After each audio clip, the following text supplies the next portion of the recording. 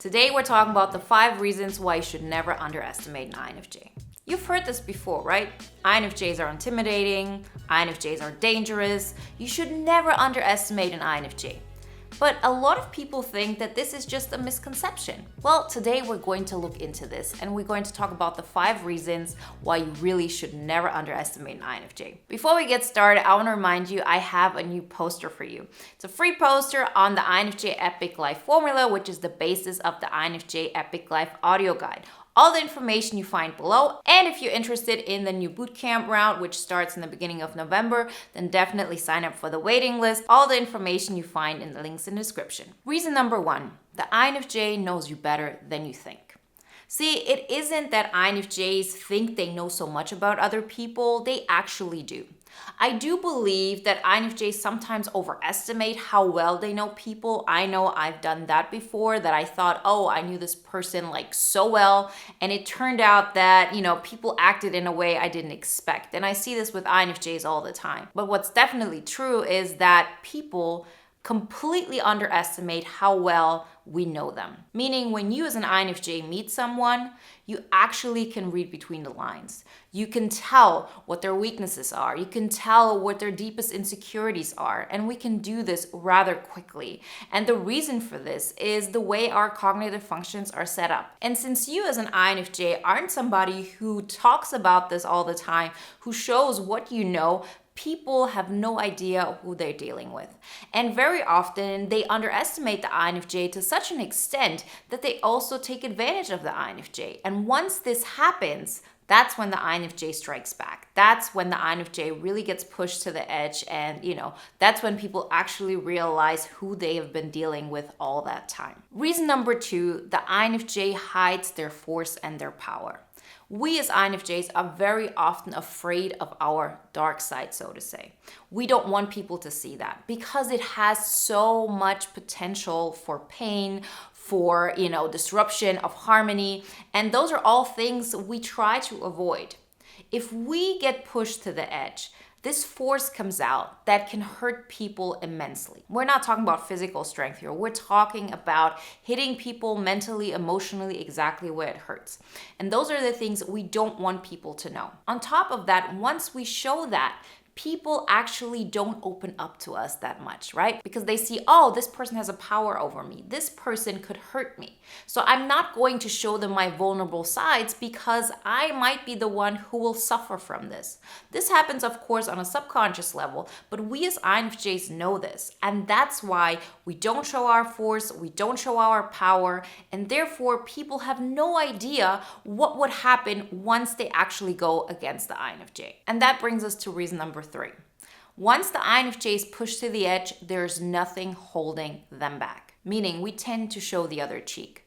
We tend to want to keep harmony as much as possible. It's not just because of the reasons I have mentioned so far, but it's also because this is not the kind of state we like. We like harmony, we like peace, we like zen, right? We like things to be light and smooth. And every single time a confrontation can come up, we tend to avoid it. On top of that, we are not triggered so easily. So when another person might react harshly, we first think, oh, is there a reason another person acted this way? We try to give people the benefit of the doubt. We try to find a reason and a meaning behind the other person's behavior. And we do this to such an extent that at some point, we just cannot justify how the other person has been treating us. And if that happens, we snap. And the INFJ snaps in a very particular way because they've been holding themselves back for all this time. For every single time they said, okay, let me look at it from your perspective. For every single time when they gave another person a second chance. For every single time, once the INFJ recognizes that they've been wrong all along, that the other person didn't deserve the benefit of the doubt, that they shouldn't have been so forthcoming and should have protected themselves more. And once the INFJ recognizes this, everything changes. And all this anger that's been pushed down has to come out. And that's the thing that, first off, nobody expects. And second of all, nobody expects it to be so precise. Nobody expects it to be so hurtful.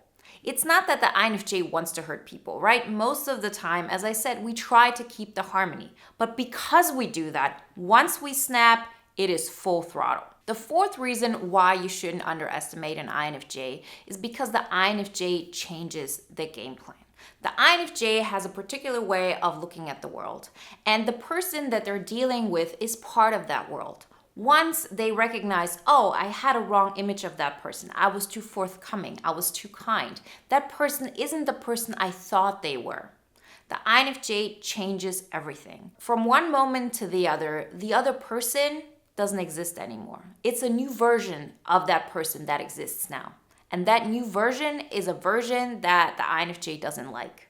It's a version that the INFJ doesn't trust. And once this happens, the other person for the first time realizes what kind of power the INFJ had over them all along. As in how well the INFJ was treating them, how they helped them to see themselves in the best light possible. The other person was so oblivious to the fact that they felt good because the INFJ acted in a way that made them feel good. Once the INFJ changes their game plan, once the INFJ changes their worldview, changes the way they see the other person, they for the first time recognize how bad it actually feels to be disliked by the INFJ, to be ignored by the INFJ, and to just not be important enough for the INFJ to care about. People recognize this only once this dynamic has changed. It's like a child who never appreciates that their mother or their father cooks for them until they don't do it anymore, right? That's the same scenario how it is with a lot of people when it comes to an INFJ. Because the things we do for other people are very subtle. They're very much under the radar.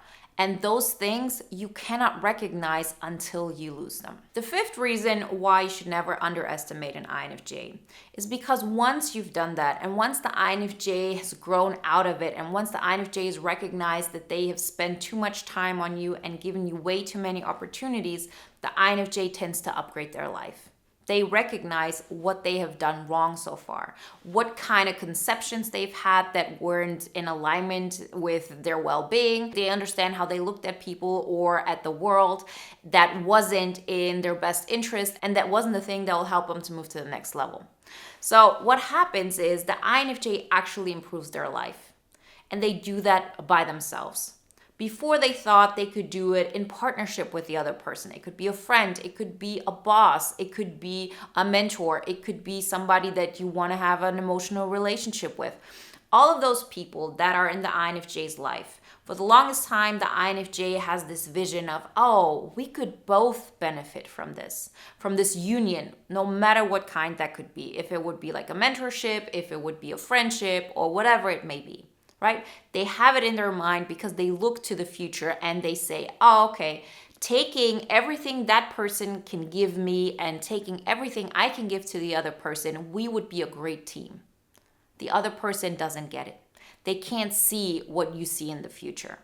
And once the INFJ recognizes that there's nothing they could do in order to convince the other person, they actually make those moves by themselves. And only then the other person mostly recognizes what kind of opportunity this could have been, how much that union could have improved their own life. And these kind of realizations are probably one of the most harmful regrets you can actually have. Let me know in the comments why you think INFJ shouldn't be underestimated.